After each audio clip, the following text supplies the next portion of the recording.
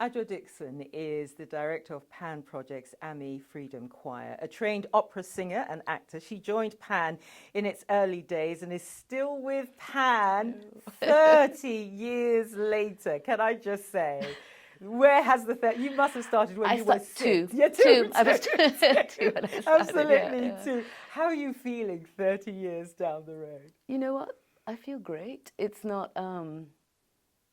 Yeah, I mean, 30 years is a long time to be with one organisation, but I mean, I hasten to add, it's not the only organisation that I've been with for over 30 years, and the sort of my roles within the organisation have evolved.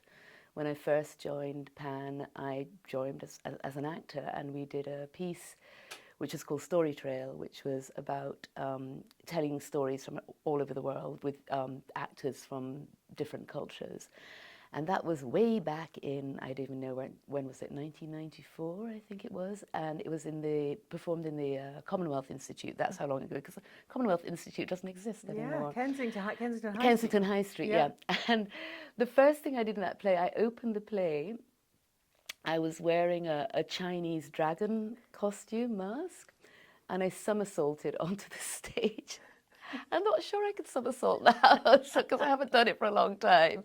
But yeah, it's been interesting. The journey has been really interesting because Pan itself has evolved because obviously it began as a sort of performance place for people of different cultural traditions, performance traditions, to come together and see what happens when the mix came into the work that it does now. And then after I'd done that work with that performance, I then went on to do some sort of world music projects with them, and then I was working with what then became Fortune, which is the young group for under 18, not 18 to 25-year-old refugees and asylum seekers. So I did a lot of work with them, and then from that the AMI project was born, which started out not as a choir. So the AMI project is the choir plus a creative arts group as well. And that project came about because working with the Fortune group, we observed that some of the women weren't always that comfortable working in a mixed group. Yeah. So what would happen is that although the group was very sort of generous to them, just culturally sometimes the male members of the group would dominate, not necessarily intending to, but so it would kind of intimidate some of the women. And that was how AMI was born. AMI was born, and it was named by the participants, who call themselves AMI because it means female friends in French. Oh. And that's how they see themselves. They see themselves as friends, as a support network for each other. And the choir came about because as a singer, I would do lots of singing with them. Yes. And a similar thing that some of the participants who would be reticent to express themselves in other art forms found an outlet in singing. And so it's like, why don't we start a choir? And I had no idea that the choir was going to grow and develop and become what it was, to something that's even bigger than the original project that first began. And now we have, I think, 4 choirs going on. So, yeah, and we get everywhere. And it is amazing to think that kernel of an idea, but also the idea that you and the team noticed that uncomfortableness that existed, to then turn it into this gem which allows women to fully express themselves. These women come from really difficult backgrounds. Just tell us a bit about their journeys, the kind of people who are involved in AMI. Sure. So the AMI project is for female survivors of human trafficking. So most of them have lived experience of trafficking and modern-day slavery. And also, along with that, is side by side with that, they have all experienced trauma in some form or other. They come from all over the world. I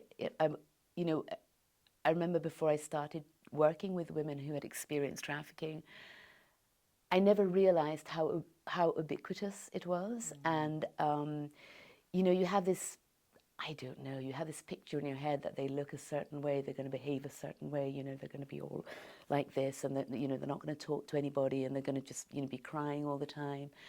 And the picture is so different to what you actually anticipated or expected before you actually started doing the work. So the women that we work with are what we say they are. They are survivors. They are strong. They are resilient. They are the people who have overcome so much adversity in their lives, and they have the power to really not settle for what society might prescribe for them. So they have the courage to come out every week and be with us and to sing and to feel the sort of therapeutic benefits of group singing together, and with that find a supportive network which they wouldn't have unless they had that sense of mind to just step out the front door, because the ones that we don't see are the ones that don't have that presence of mind to do that. So. And let's talk about the voice and the power of the voice. If you're talking about women stepping out, finding a place where they can be fully themselves, there is something almost parallel in that with regards to being able to find your voice, so to speak, to be able to speak and to tell your story. I'm curious about your thoughts around what the voice does when it is free in that way, when it is allowed to sing, when it is allowed to express. What does it do for those women? I truly believe that it just makes everybody feel better. You know, the process of singing, you have to do so much to your body to be able to have that free voice. So many of the women that come to us, sometimes when they come to us, they hold themselves in certain postures which are counterproductive. So if they're experiencing depression and you're holding yourself like this, you can't breathe properly. When you can't breathe properly, often that causes other problems somatically. So if you're suffering from pain and you're holding yourselves in these sort of hunched up positions, that will exacerbate the pain. By singing, you have to sit up, you have to open up, you have to breathe. And once you're breathing, you're oxygenating the blood, which actually makes the brain feel good. And it's just one damn thing after another, that one symbiotic thing after the other that happens. And there are all these sorts of studies about how when you sing together as a group, the heartbeats sort of go together. They're in sync with each other. Right.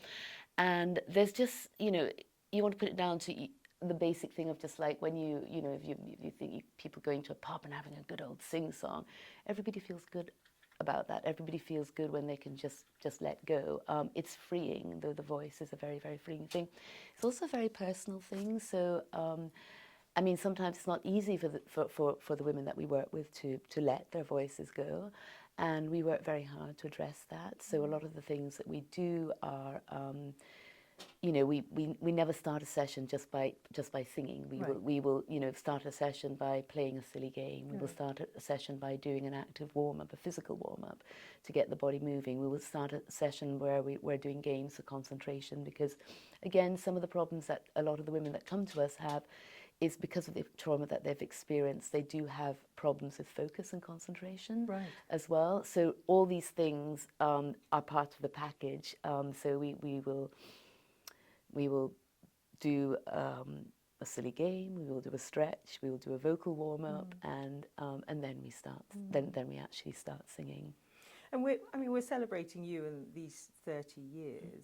Alongside the choir and all the work that you've done in Pan, you have continued as a professional singer, you have continued to explore your own musicality. What have been some of the joys of that, but also some of the challenges? I think the challenges is finding the time to do everything that you want to do. The joys of that, it's been interesting, because I've done so many different things. So, yes, I do a lot of classical singing, Western classical singing, excuse me for a second. But I also do a lot of work around Caribbean music and then putting a classical slant on it. So I've worked in schools all over South London. There was a time where I did a lot of one-woman shows. So I did a show around Mary Seacole and her travels and her adventures, and what have been the highlights? I don't know what the highlights have been. Well, certainly awards. Yes, Awards yeah, have well, come your yes, no, way. exactly, and it's just a joy to sing, and the highlights in terms of the project is it's been amazing for the choir to be recognised for what it's done. So, you know, first winning the Woman of the Year award in 2020, which was astonishing, and we were up there with Joan Armatrading. I just have to say, just saying, she won the award the same year as we did, Yeah. which was, oh my God, she's just come out with her 23rd album.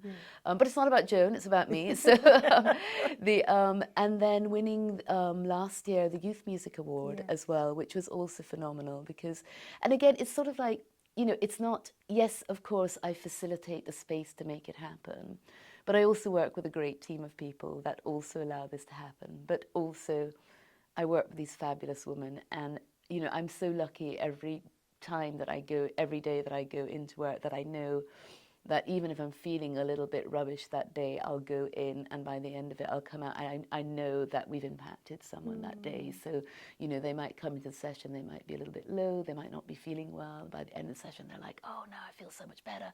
I'm so glad I came. So it's really amazing to watch that even within the space of a session. Yeah.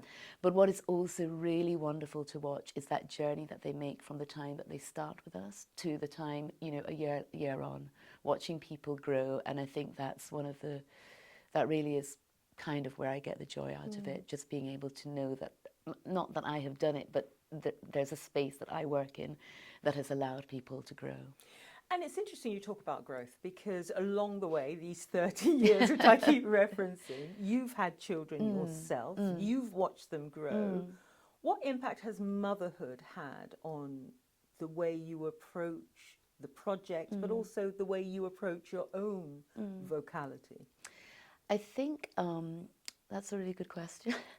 Motherhood has given me a lot of understanding of people in a way that I probably never would have had. I'm not saying that if you don't have children, you don't get that, but I think I learned a lot. My children taught me, have taught me, continue to teach me a lot. Certainly, they have taught me patience, although sometimes they wouldn't necessarily agree with that. That sort of watching, and you know, it's a similar thing. I always say to people, as much as I love animals, I wouldn't have a pet because they don't grow.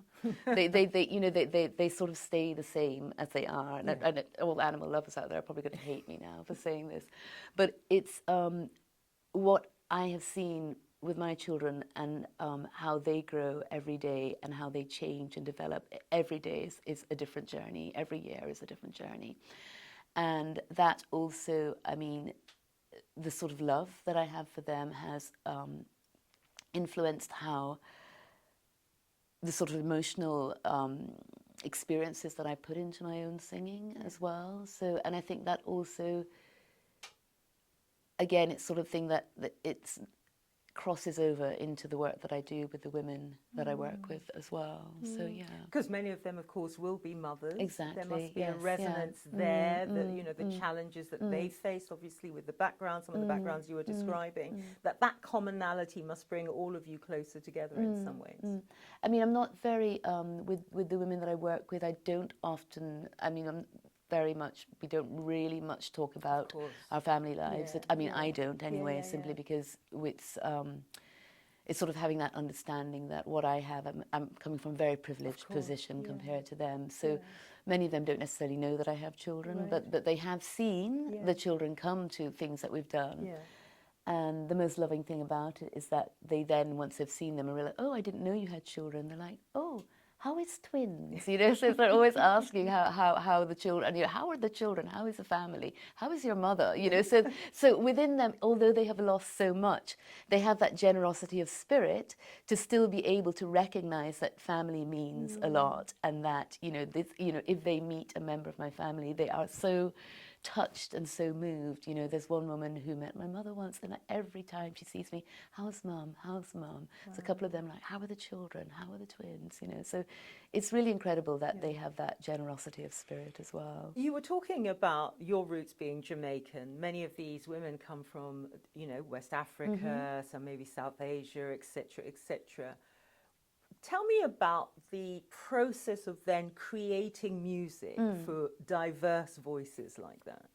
Yes, so we have a sort of remit which I kind of established very, very early on, that the music that we do would be cross many cultures in a way that Pan originally started, and that it would always be secular because people come from different religions, and that it would always be uplifting and empowering. So that's kind of my remit, and so we bring in music from all over the place, and the women respond well to it. Sometimes they don't, but So I mean, as in sometimes some people don't necessarily like a song. Many of them are quite moved by a lot of them. At the moment, we're doing a song called "Make Them Hear You," which is a really, really powerful song, and most of the women really responded well to it. But one of them said to me, "I can't sing this song. Wow. I can't sing this song," and I said, "Well, why is it? Why do you feel that you can't sing this song? It's too close to what I'm experiencing at the moment." Song is about, it starts out by saying, "Go out and tell your story. Let it." I can't remember the words now. Now that I'm on camera, I can't remember the words. Let it echo far and wide. Make them hear you. Yeah. How justice was our battle and how justice was denied. Make them hear you. And she said, and I tried to explain to her that, it's a really powerful song. And, if you do have problems singing it, it's really try and put it on to something else. Think about it's not just about you, it's about lots of other things. It could be about, a child, was one of my colleagues' suggestions, not getting their ice cream, not demanding that justice, or it could be about a pet not getting the doggy biscuit or whatever. But also just think about the impact of those words, that when you sing them, she's like, "Well, I think we should sing it at a protest then. I think that's what we should do." And I said, "But yes, we will sing this song in public, don't worry, but it's a process that we have to go through to get to that point to where you can sing it properly." And then she was like, "Well, really thank you, really appreciate you for taking the time out to explain that to me. Yes, I can sing that song now." Last night she was singing it. Oh, that's so, what a wonderful tale, but also a really important thing, because part of your job alongside being choir project director, etc., is navigating these very tricky emotional waters that are often not seen. I mean, on the one hand, we've talked about the liberation that music brings, but on the other hand, the reality is that for some people, the very thing that should lead towards freedom can become the thing that closes them down. How often are you having to do that? How often are your team having to do that? I think, to be fair, it's not that as often as you think it would happen. I think I do see a lot of the time in the women that when they're performing the songs, that they're quite moved by them. And I really see them embody them, so they take them into their bodies and they move with them. And sometimes some of them will be closing their eyes. And, one woman said to me, "Every song that we sing makes me cry." But it wasn't it wasn't as in like it's a bad song. It's that they're really, really powerful. I have found that, there have been times in the past when we had one particularly very traumatized woman who was singing, we were singing, and she just suddenly started crying, and it was a real sort of keening sob. Sadly, unfortunately, some of the women, because of their experiences of trauma, are not. It makes them feel very uncomfortable. Of course, yeah. So they were like, "Why is she like this? Why is she doing that? Why is she, why is she being like that?" But similarly, I remember once when my oldest son was very little, and he didn't know the words, he couldn't speak at the time, and I sang "Summertime" to him. He just started crying. And how do I navigate these situations? I think each time they happen, it's a different case scenario, and you just deal with it as it comes. But there is an emotional cost for you as the person, your team. But we're focusing on you.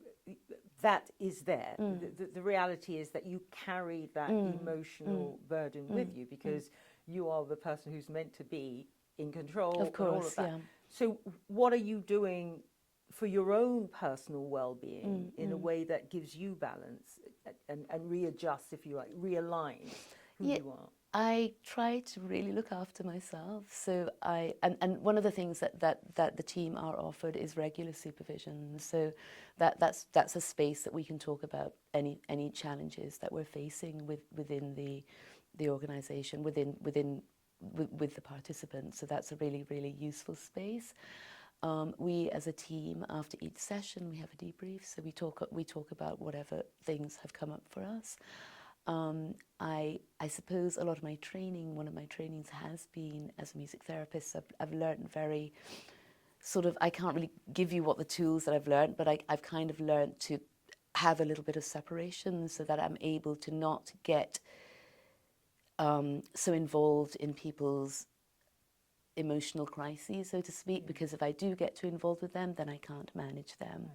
And it's being able to hold a space so that if someone comes to you and they're saying, oh, you know, this terrible thing has happened, and then, you know, you start crying, you're of absolute no use to that person, because all you've done for that person is they've seen now, oh no, I've upset Adwoa, that means I'm not going to be able to talk to her, and therefore the most important thing that they might want to say to you is not going to be said.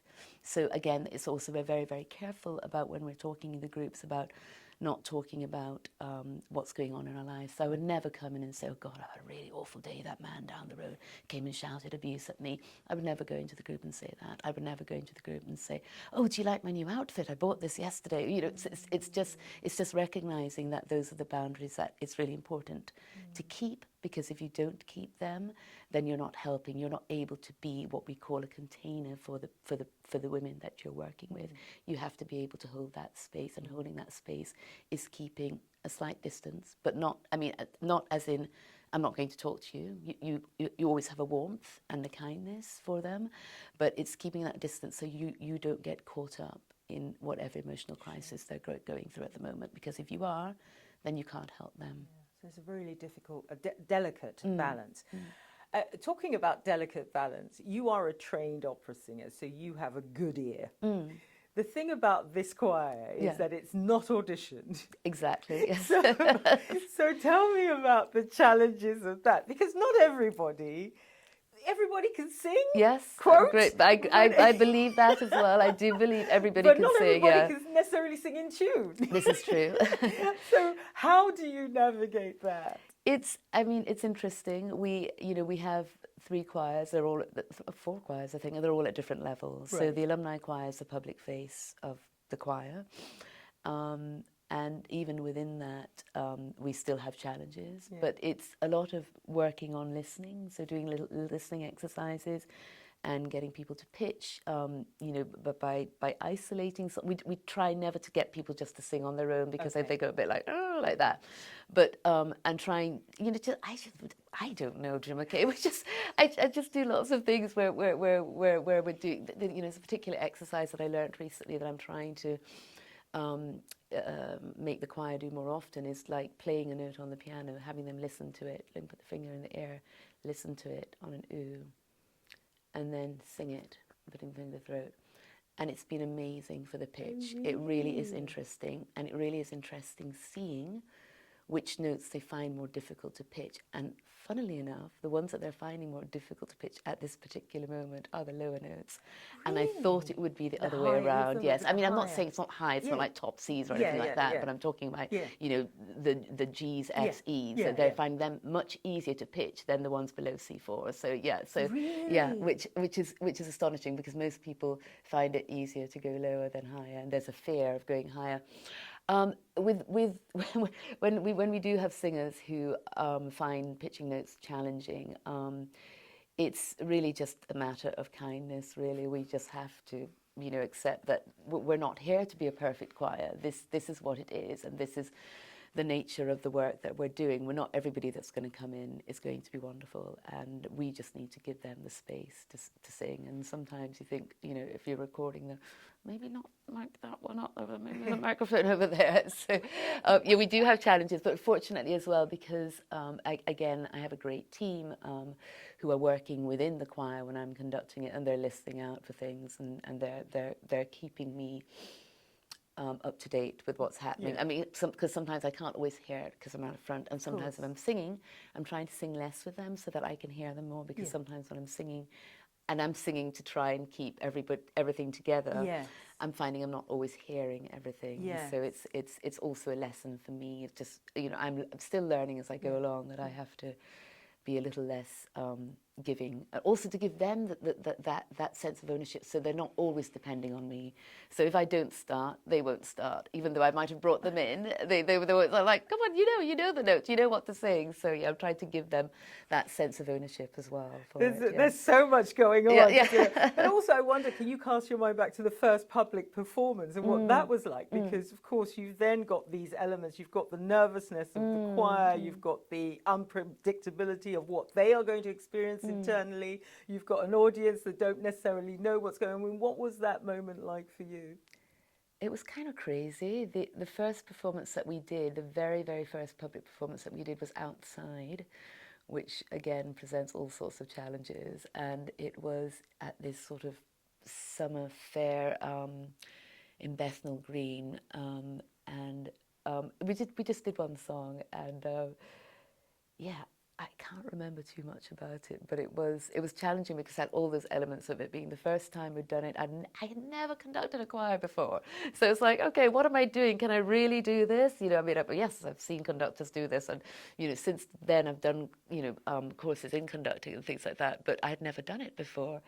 And I remember bumping into a friend. I won't call him a friend actually, because he said something quite scathing about the choir, and I was like, oh no, that's not right. The room wasn't very nice. He was just like, I can't even remember what it was, but you know, it was great for them. They got a lot out of it, and they felt uplifted by the whole experience. So I mean, it's an interesting thing as well, because of course once you know what the ethos of the choir is, you are much more accepting, I think. But if you don't necessarily know, you'd be slightly concerned, or maybe just confused as to what they were going on. You mentioned that there are 4 different choirs. Just give us a rundown of the various ones. Yeah, so we have, like I said, the alumni choir, which is the choir which most of the participants have been with us, some of us like 7, 8 years maybe.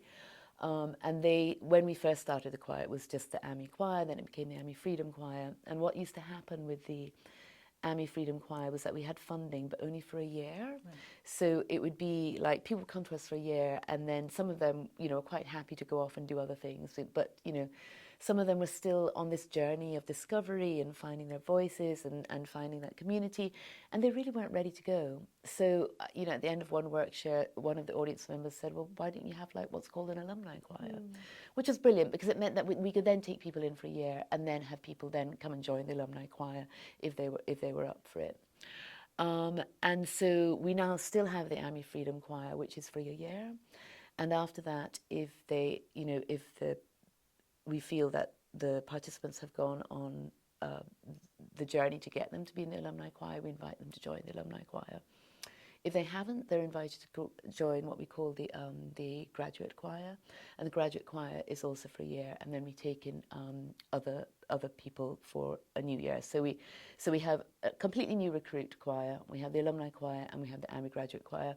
And AMI graduate choir is really for people who are just not at the stage in their journey again where they would be able to cope with the demands of the public performances that we do. And unfortunately, they still want to be with us, but we also have a massive waiting list of people wanting to come and join us. So it's become a little bit of a sort of, we have loads of people wanting to join us, we have loads of people who can't manage the journey of going into the alumni choir. So how do we navigate this? So that's why it's 3 choirs we have at the moment. Yes, I'm getting confused as to how many choirs we have. Yes, And just casting your mind back then over these 30 years, PAN itself has done such, for a very small charity, has done such tremendous work in so many areas. And I'd love your thoughts on this, because we are in a climate that is particularly difficult for small charities to keep going, and that this work, which is such crucial work, is being done by PAN. I mean, just for anyone who doesn't know the work of PAN, what would you say to them? How would you describe what PAN does, but also how important this work is? So the work that Pan does is really, it's using the arts to work with people who are socially marginalized. So we work with groups of people who have had all sorts of challenging experiences. We work with people who are on the fringes of gang violence and knife and gun crime. We work with people who, originally when we started Fortune Group, were people who had experienced torture. And we work with unaccompanied minors, and we work with people who are female survivors of trafficking, and now we've just started a male survivors project as well. And I think Pan's journey has been incredible because, as I said at the beginning, you know, it came from a place where it was bringing people who had different sort of cultural performance experiences together to see what happened when you put them together. Mm. And in a way, it's kind of doing the same thing, but working with not necessarily people who are professional performers, but people who have had many, many different lived experiences and many, many different cultural experiences. And it's incredible and it's impactful what we do. I don't know why it works, but it does. And you hear it in the sort of testimonies that people give sometimes when they're up on the stage or when they talk after a performance, and the impact reports that we write. It's all in there. So I would say go and look at what we do if you're interested. But it's also, I mean, Pan has also done some incredible work abroad, you know, and I've been lucky to be part of that as well.